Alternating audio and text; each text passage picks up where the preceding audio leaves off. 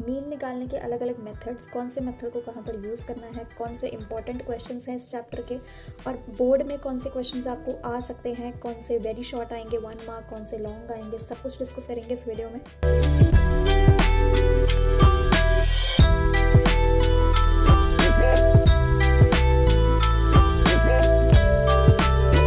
Hi everyone, this video is all about mean of chapter 14 statistics class 10th। तो mean निकालने के 3 methods हैं हमें पता है, लेकिन कौन से मेथड को कहाँ पर यूज़ करना है अब ये जानेंगे। सबसे पहले तो 3 मेथड्स, उनके नाम है direct method, assume mean method, step deviation method. अब इनके फॉर्मूलाज लिख लेते हैं।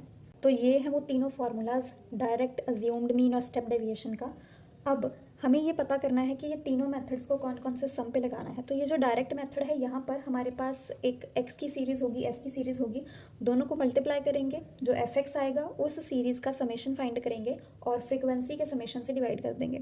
तो उसके लिए क्या ज़रूरी है कि ये जो वैल्यूज़ होनी चाहिए जो fx बन करके आई हैं वो स्मॉल होनी चाहिए। अगर वो बहुत बड़ी होगी तो उनका सम भी बहुत बड़ा बनेगा और फिर डिवाइड करना ज़रा सा मुश्किल हो जाता। और जहाँ पर ये जो डिवीजन वाली चीज़ें होती हैं, यहाँ पर कई बार कैलकुलेशन में मिस्टेक भी हो जाती है। तो इन मिस्टेक्स को अवॉइड करने के लिए ये ज़रूरी है कि कैलकुलेशन को ईजी कर दिया जाए, और कैलकुलेशन को ईजी करने के लिए ही ये 2 मेथड्स दूसरे बने हैं, अज्यूम्ड मीन और स्टेप डेविएशन। अब अज्यूम्ड मीन में हमें एक नंबर को उस एक्स वाली सीरीज़ में से निकालना होता है और फिर हम जो हमारे पास डेविएशंस आती हैं निकाल करके उन पर वो सारे फार्मूलाज लगाएंगे और बाद में जो आएगा उसमें a+ कर देते हैं।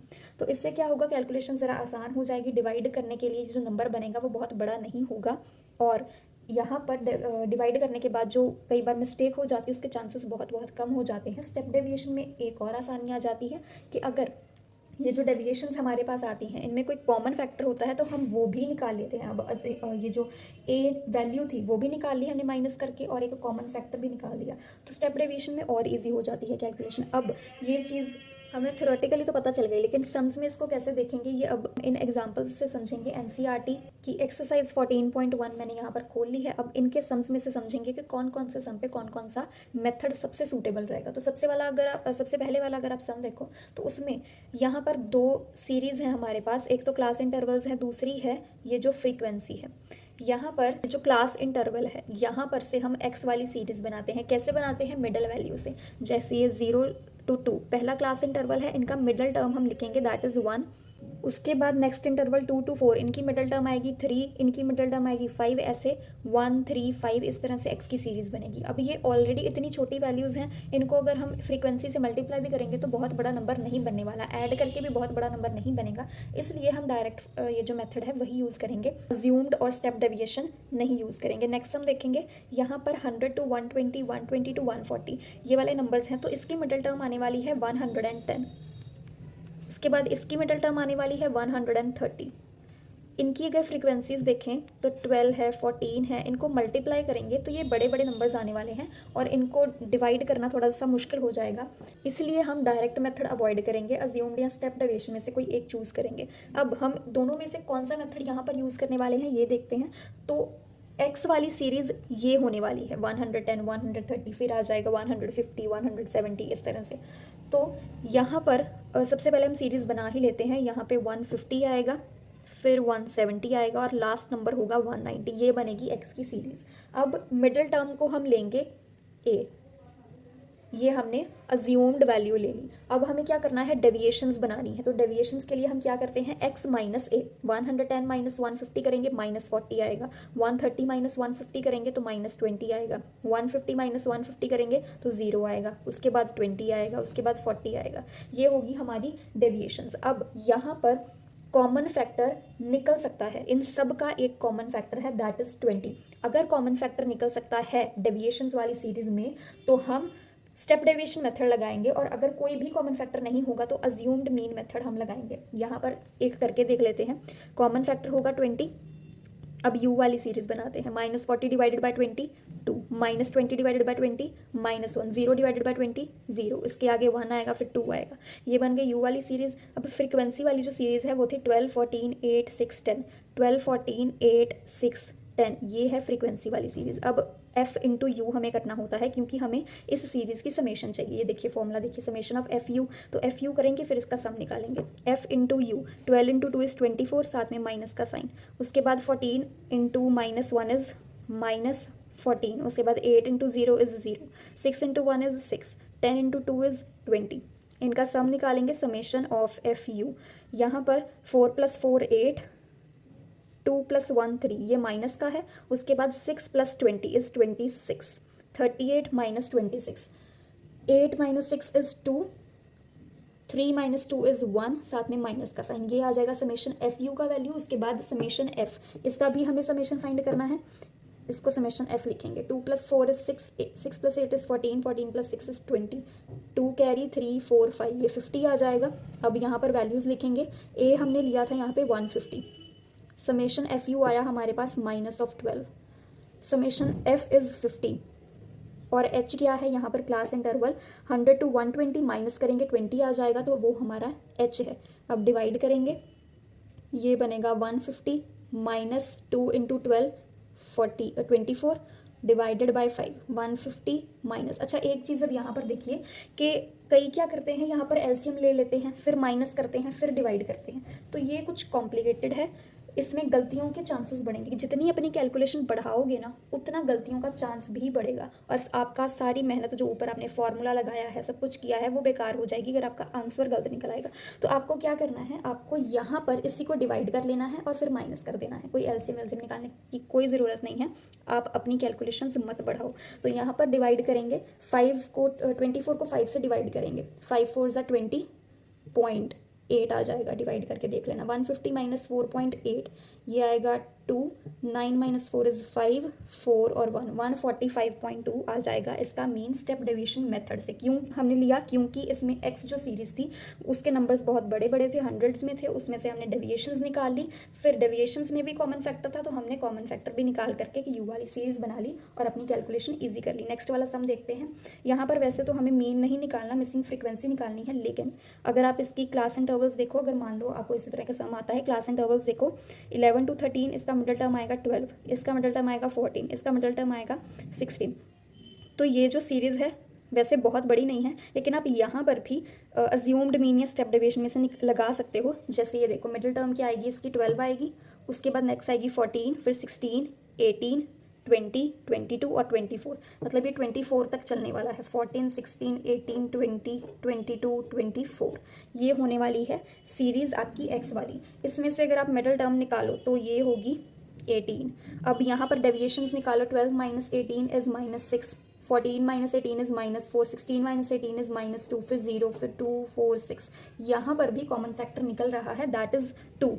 क्या आएगा कॉमन फैक्टर निकल के, ये थी एक्स वाली सीरीज़, ये थी डी वाली सीरीज़। अब यू वाली सीरीज़ बना सकते हो, 6 को 2 से डिवाइड करो, 3 आएगा, साथ में माइनस का साइन। 4 को 2 से डिवाइड करो, 2 आएगा, साथ में माइनस का साइन। 2 को 2 से डिवाइड करो, 1 आएगा, माइनस का साइन। वैसे ही 0 1 2 3। तो ये बहुत छोटे छोटे नंबर्स बन गए, इनके साथ मल्टीप्लाई करना भी आसान होगा, इनको ऐड करना बाद में और आसान हो जाएगा। तो आपकी कैलकुलेशन क्या होगी, बहुत ईजी हो जाएगी स्टेप डेविएशन मेथड को यूज़ करके। यहाँ पर अगर आप डायरेक्ट लगाते तो क्या होता, 12 को मल्टीप्लाई करना है इसके साथ, 7 के साथ, 14 को मल्टीप्लाई करना है 6, निकल आएगा। बट बड़े नंबर्स लेने से आपको डिवाइड भी बड़े नंबर के साथ करना होगा, और गलती जो होती है उसके चांसेस थोड़े से बढ़ जाते हैं। बस इसीलिए ये दूसरे 2 फॉर्मूलाज बनाए गए हैं, बाकी कोई इतना इनका बड़ा मोटिव नहीं है, आंसर वही आता है। अब ये वाले सम्स देखते हैं, इसमें 65 to 68, अब 66 आएगा, इनको इनके साथ मल्टीप्लाई करना, फिर उसके बाद कैलकुलेशन करनी, तो डायरेक्ट नहीं लगाएंगे, थोड़ा बड़ा हो जाएगा। तो क्या करेंगे, यहाँ पर 66 आने वाला है, सॉरी 65 और 68 में से ये आएगा 66.5, यहाँ पर आएगा 69.5, ये वाले आने वाले हैं मिडल टर्म्स। तो इसमें क्या करेंगे, इसमें हम अज्यूम्ड मीन मेथड यूज़ करने वाले हैं। एक बार देख लीजिए, यहाँ पर आने वाली है 66.5 मिडल टर्म, 66.5, उसके बाद आएगी 69.5, फिर आएगी 72.5, फिर आएगी 75.5। इसका फॉर्मूला आपको पता है, 65 + 68 डिवाइडेड बाई 2, उससे आप मिडल टर्म्स फाइंड करते हो, मैंने भी वैसे की हैं। उसके बाद 78.5, फिर आएगा 81.5, फिर आएगा 84.5।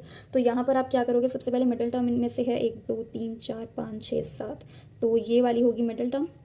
अब माइनस करेंगे 66, x - a हमें करना होता है, ये a हो गया। अब डेविएशंस 66.5 - 75.5, तो ये क्या आ जाएगा 9, और साथ में माइनस का साइन। उसके बाद आएगा -6, देन आएगा -3, फिर 0 3 6 9। तो ये बहुत छोटे छोटे नंबर्स बन गए। इसके साथ भी कर लो, और भले ही 3 के साथ डिवाइड कर लो, वो कॉमन फैक्टर निकल रहा है तो स्टेप डेविएशन लगा लो, तो वो और आसान हो जाएगा। अगला वाला सम देखो, 50 to 52। अब 51 आ रहा है, मल्टीप्लाई किसके साथ करना है, 15 के साथ। देन 54 आएगा, इसका मिडिल टर्म करना है मल्टीप्लाई 110 के साथ। तो डायरेक्ट तो नहीं करेंगे, नंबर्स बड़े हैं, हम यहाँ पर लिख के देख लेते हैं। यहाँ पे आएगा 51, फिर 54, फिर यहाँ पे आने वाला है 57, फिर आएगा 60, फिर 63। ये एक्स वाली सीरीज़ हो गई। अब हम क्या करेंगे, मिडिल टर्म ये रही, deviation. 51 minus 57 is -6, 54 minus 57 is -3, then 0, then 3, then 6। तो कॉमन फैक्टर निकल रहा है डेविएशन में से, तो इसको भी यहाँ पे स्टेप डेविएशन लगा सकते हो। लगा आप अज्यूम्ड मीन भी सकते हो, नंबर्स तो वैसे भी छोटे हैं, और छोटे करने तो स्टेप डेविएशन लगा लो।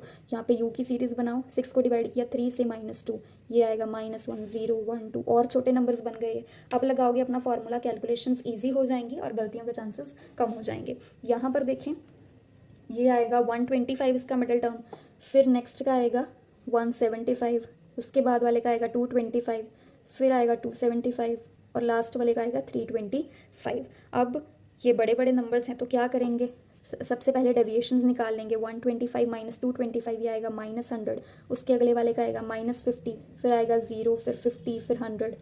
तो नंबर्स थोड़े बड़े हैं, भले ही पीछे 0 है, मल्टीप्लाई करना इजी हो जाएगा वगैरह, बट फिर भी आप इसको और डिवाइड कर लो और आसान हो जाएगा। 50 कॉमन फैक्टर है, डिवाइड करके देखो, -2 -1 0 1 2, ये आपकी यू वाली सीरीज़ बनेगी। अब आसान हो जाएगा इसके साथ मल्टीप्लाई करना और फिर इसको ऐड करके डिवाइड करना, तो कैलकुलेशन ईजी हो गई। स्टेप डेविएशन लगाएंगे यहाँ पे पॉइंट वाले हैं। क्या करेंगे, सबसे पहले मिडिल टर्म आएगी 0.02, यहाँ पे लिखेंगे मिडिल टर्म आएगी 0.02, फिर आएगी 0.06, फिर आएगी 0.10, फिर 0.14, 0.18, 0.22। ये आ गई आपकी एक्स वाली सीरीज़। अब यहाँ पर मिडिल टर्म कौन सी है, ये 6 टर्म्स हैं, तो आप तीसरी या चौथी में से कोई भी एक टर्म ले सकते हो, उसको आप मिडिल टर्म कंसिडर कर लो, ए कंसिडर कर लो। मैंने अगर मान लो इसको ले लिया, तो मेरी डेविएशंस क्या बनेंगी, 0.02 माइनस 0.10, ये बन जाएगा -0.08। उसके बाद 0.06 माइनस 0.10, ये क्या बनेगा, -0.04। फिर बनेगा ये 0, फिर आएगा 0.04, फिर आएगा 0.08, फिर आएगा 0.12। ये आपकी डेविएशंस बन गई। अब यहाँ पर आप 4 से डिवाइड कर लो सबको, और आसान हो जाएगा। तो 4 से डिवाइड करोगे, चलो 4 से भी रहने दो, उससे अच्छा है कि आप 0.04 से डिवाइड कर लो, ये पॉइंट्स हट जाएंगे, आपकी कैलकुलेशन बहुत ही आसान हो जाएगी। तो आप क्या करोगे, यू वाली सीरीज़ बनानी है, अब 0.04 से डिवाइड करो इसको 0.08 को डिवाइड किया 0.04 से, पॉइंट्स के नंबर सेम है तो 8/4 सीधा भी लिख सकते हैं, 4 1 ज़ा 4 2 ज़ा, ये बन जाएगा 2, उसके बाद इसका आएगा 1, फिर 0, फिर 1 2 3, ये आंसर्स आने वाले हैं, डिवाइड करके देख लो। तो ये कितने आसान हो गए पॉइंट वाले से करने से। उसके बाद आप फ्रीक्वेंसी से मल्टीप्लाई करो, आपका आंसर बहुत ही आसानी से निकलेगा। अच्छा, यहाँ पर आपको अब मैं एक छोटी सी ट्रिक समझ लो, ये बताने वाली हूँ कि आप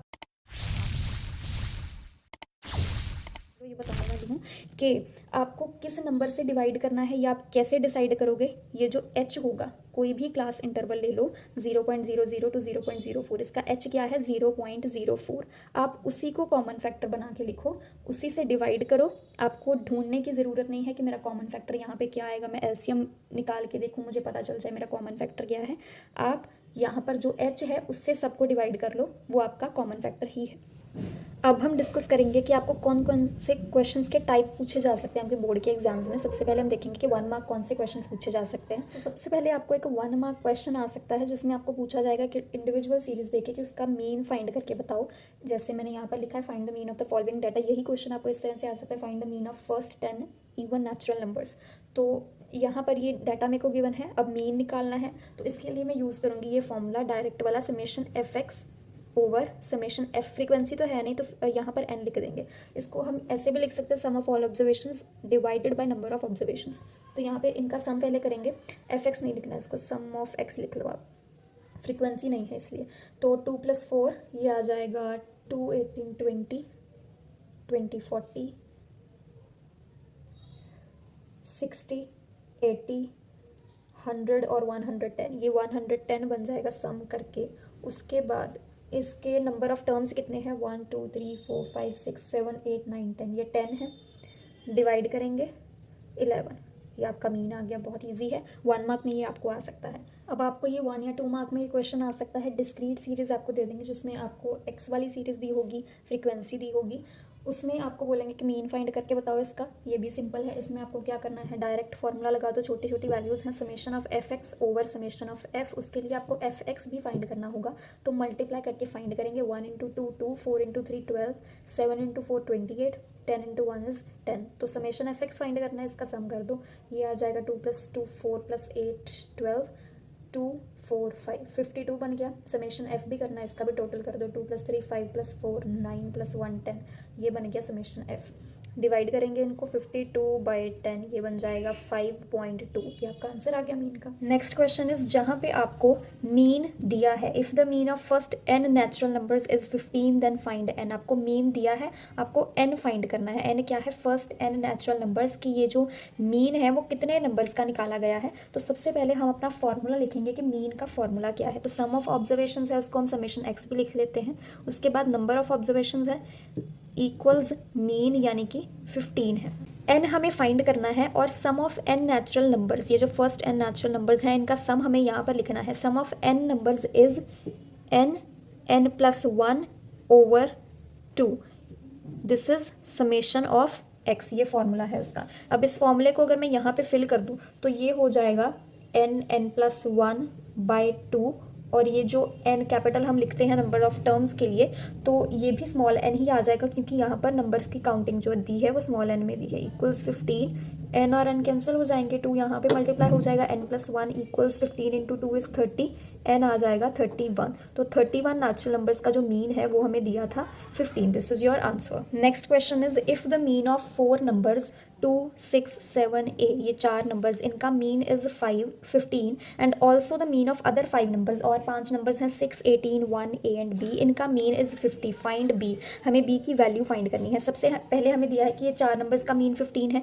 तो ये जो 4 नंबर्स हैं इनका मीन हम वैसे फॉर्मूला से निकालेंगे कैसे, अगर हमें नाथ भी दिया हो तो कैसे निकालेंगे, सम ऑफ ऑल नंबर्स यानी कि 2 + 6 + 7 + 8 ओवर नंबर ऑफ जो टर्म्स है, 4 टर्म्स है तो 4 आ जाएगा, इज 15 यानी इक्वल्स टू 15 है ये मीन। उसके बाद हम क्या करेंगे, यहाँ पे क्रॉस मल्टीप्लाई कर देंगे, 2 + 6 + 7 + a equals 4 into 15 that is 60। यहाँ पे 2 + 6 8, 8 + 7 इज 15, 15 को यहाँ पे आके माइनस कर देंगे, a = 60 - 15, ये आ जाएगा 45। अब यहाँ पर ये जो ये वाला मीन है, यहाँ पे देखेंगे 6 + 18 + 1 + a + b, यानी कि ये हो गई sum of observations over total observations कितनी है 5 है, इसके बराबर आएंगी, मीन इज 50। यहाँ पे ये क्रॉस मल्टीप्लाई होगा, इसको प्लस कर लेंगे पहले, 6 + 1 7, 7 + 18 इज 25, साथ में a + b, ये मल्टीप्लाई करेंगे, 5 5 = 25, a + b यहीं रह गया, 25 को माइनस कर देंगे, यहाँ पे 10 में से 5 गया, 5 आ जाएगा, 4 में से 2 गया, 2 आ जाएगा, 225 आ गया, a + b इज 225, a की वैल्यू क्या है 45, तो b इक्वल्स 225, a की वैल्यू माइनस करेंगे यानी कि -45, 5 - 5 इज 0, 12 - 4 इज 8, 1 साथ में आ जाएगा, तो b की वैल्यू हमारे पास 180 है, ये हमारा आंसर है। नेक्स्ट क्वेश्चन देखेंगे, ये क्वेश्चन आपको 2 मार्क्स में आ सकता है। Question is while checking the value of 20 observations, तो नंबर ऑफ ऑब्जर्वेशंस हैं 20, it was noted that 125 was wrongly noted as 25 while calculating the mean and then the mean was 60। अब मीन यहाँ पर कैलकुलेट कर रहे थे तो एक गलती जो है आइडेंटिफाई की गई है, क्या कि 125 वाज रॉन्गली नोटेड एज 25। सही क्या था 125 था, उसकी जगह पे हमने नोट क्या कर लिया 25 नोट कर लिया जब हम मीन कैलकुलेट कर रहे थे, and then the mean was 60। तो मीन जो था वो 60 हमारे पास आ गया, वो जो रॉन्ग वाला मीन था, हमें करेक्ट वाला मीन फाइंड करना है। तो मीन का फॉर्मूला क्या होता है, mean is summation of x over n equals ये जो मीन है। यहाँ पे हुआ क्या कि जो समेशन ऑफ x था, जो सम था, उसमें 125 की जगह 25 हमने नोट कर लिया, मतलब 25 ये गलत वाला है, गलत वाले को रिमूव करेंगे, सही वाले को ऐड करेंगे, तो हमारे पास जो सम है वो सही आ जाएगा। तो करेक्ट जो समेशन है, करेक्ट समेशन है जो, वो हमारे पास कैसे आएगा, 125 को ऐड करके 25 को माइनस करके, ये वाले को, इसको हम x1 लिख लेते हैं, करेक्ट समेशन एक्स कैसे आएगा, समेशन x1 में से 25 को रिमूव कर देंगे, 125 को ऐड कर देंगे।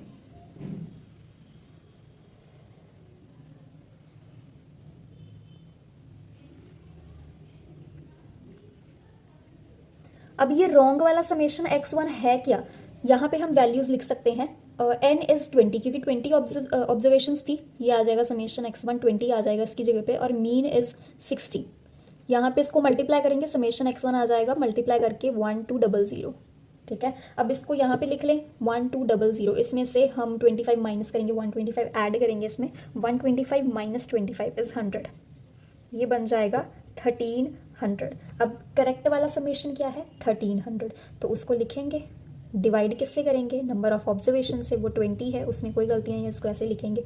अब यहाँ पे करेंगे कटिंग, 2 1 2 6 12 एंड 2 5 10, तो ये आ गया हमारे पास करेक्ट वाला मीन, उसकी वैल्यू है 65, ये है हमारा आंसर। अब नेक्स्ट इज 4 मार्क क्वेश्चन, और 4 मार्क क्वेश्चन आपको दो तरह से आ सकते हैं। सबसे पहले कि सिंपली आपको आ जाएगी एक कंटिन्यूस सीरीज, वहाँ पे आपको मीन फाइंड करना होगा, बोला होगा find the mean of the following data, तो क्लास इंटरवल आ जाएगा, साथ में फ्रीक्वेंसी आ जाएगी। उसके बाद आपको मिडिल टर्म की सीरीज बनानी होती है एक्स का हेडिंग डालकर। यहाँ पे मिडिल टर्म्स क्या आएंगे, 0 + 10/2, ये बन जाएगा 5, इसकी मिडिल टर्म आएगी 15, नेक्स्ट इसकी मिडिल टर्म आएगी 25, फिर इसकी मिडिल टर्म आएगी 35, इसकी मिडिल टर्म आएगी 45। उसके बाद आप इसको मल्टीप्लाई कर दो fx। यहाँ पे आपको सूटेबल मेथड देखना है कि आप डायरेक्ट लगाओगे, अज्यूम लगाओगे या स्टेप डेविएशन लगाओगे, तो ये इतनी बड़ी वैल्यूज़ नहीं है, यहाँ पे डायरेक्ट मेथड से भी काम चल जाएगा। तो लगाएंगे 2 5 10, देन 3 × 15 इज़ 45, 4 × 25 इज़ 100, 1 × 35 ये 35 आ जाएगा, और इसको 5 5 25, 5 4 22, 25 बन जाएगा। उसके बाद हमें डायरेक्ट मेथड के लिए क्या चाहिए होता है, summation of x over summation of F x over summation of F. यहाँ पे समेशन ऑफ एफ एक्स निकालेंगे, सबसे पहले ऐड कर देंगे इनको, 5 + 5 = 10, यहाँ पे 15, 2 4 6 6 3 9 2 11, 2 और 2 4।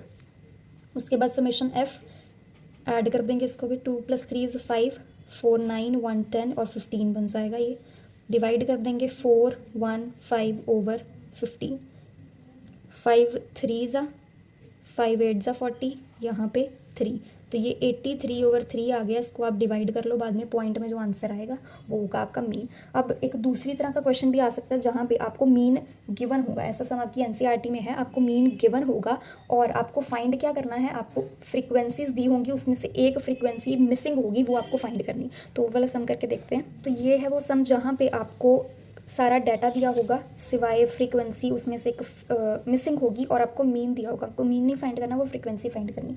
ये आपकी 14.1 का थर्ड सम है, तो चेक कर सकते हो आप। यहाँ पे क्लास इंटरवल्स दिए हैं, फ्रीक्वेंसी दी है, अब मीन वाला ही मेथड लगाएंगे, बट फर्क इतना है कि मीन आपको गिवन है, फ्रीक्वेंसी फाइंड करनी। तो मिडिल टर्म अब फाइंड करेंगे, यहाँ पे मिडिल टर्म आएगी 11 और 13 में से 12, कैलकुलेट करने की भी ज़रूरत नहीं है।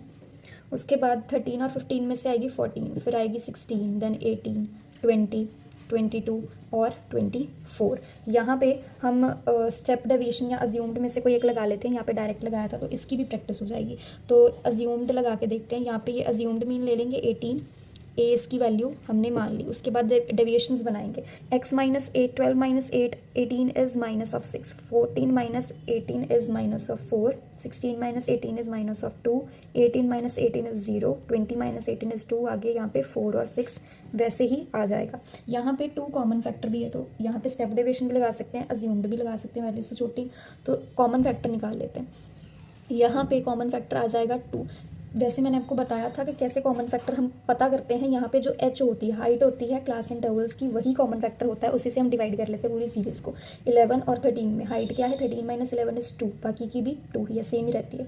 तो 2 is the common factor, divide कर लेंगे, यहाँ पे u वाली सीरीज़ बन जाएगी। 6 / 2 इज़ 3, -3 आ गया, यहाँ पे करेंगे -2 आएगा, यहाँ पे करेंगे -1, देन 0, देन 1 2 एंड 3। उसके बाद हमें चाहिए क्या होता है स्टेप डेविएशन के लिए, formula is mean equals a plus summation of F you over summation F into H. ये होता है फॉर्मूला। ए हमारे पास है समेशन एफ यू और समेशन एफ हमें फाइंड करना है, एच भी में पता है। तो यहाँ पे सबसे पहले तो एफ यू वाली सीरीज़ बनाएंगे, 7 × 3 इज़ 21, माइनस का साइन, 6 × 2 इज़ 18, माइनस का साइन, 9 × 1 इज़ 9, माइनस का sign, 13 × 0 is 0, f × 1 is f, 5 × 2 is 10, 4 × 3 is 12। यहाँ पे अब करेंगे समेशन एफ यू, ऐड कर देंगे सबको, क्या आएगा 1 + 8 9, 9 + 9 18, यहाँ पे 3 4, माइनस वाले अलग प्लस वाले अलग, ये बन जाएगा 22, 8 minus 2 is 6, 4 minus 2 is 2, sign minus का माइनस ऑफ 26 आ गया। उसके बाद समेशन एफ करेंगे, इन सबको ऐड कर देंगे यहाँ पे। हाँ, साथ में प्लस एफ ज़रूर आएगा क्योंकि एफ भी था फ्रीक्वेंसी में। उसके बाद 7 + 6 13, 13 + 9 इज 22, प्लस 3 25 30 एंड 34, 3 कैरी 1, यहाँ पे 44 आ गया। 44 प्लस एफ, यहाँ पे हमने वैल्यूज़ लगा दी। मीन था 18, ए की वैल्यू थी 18, उसके बाद समेशन एफ यू था माइनस ऑफ 26 प्लस एफ, उसके बाद समेशन एफ था 44 प्लस एफ, और हाइट क्या थी हमारे पास 13 माइनस 11 इज 2। उसके बाद 18 माइनस 18 क्या 0 आ जाएगा, और 2 यहाँ पे मल्टीप्लाई हो रहा है, डिवाइड करेंगे दूसरी साइड जाके तो 0 ही बन जाएगा। ये वैसे का वैसे आ गया, क्रॉस मल्टीप्लाई करेंगे ये भी 0 बन जाएगा इसके साथ मल्टीप्लाई होके, तो यहाँ पे बच जाएगा -26 प्लस एफ, जिससे हमें मिलेगा एफ इक्वल्स 26। तो एफ ही हमें फाइंड करना था, हमें हमारा आंसर मिल गया। तो यही 2 टाइप्स के होते हैं 4 मार्क के क्वेश्चन ज़्यादातर, इसके अलावा कुछ नहीं आता। 1 मार्क के क्वेश्चन में थोड़ा सोचना पड़ता है, वो मैंने किस टाइप के होते हैं वो आपको बता दिया। डायरेक्ट भी आ सकते हैं, मोल्डेड फॉर्म में भी आ सकते हैं। उसके बाद 2 और 3 मार्क्स के जो क्वेश्चन होते हैं वो भी इसी तरह से होते हैं।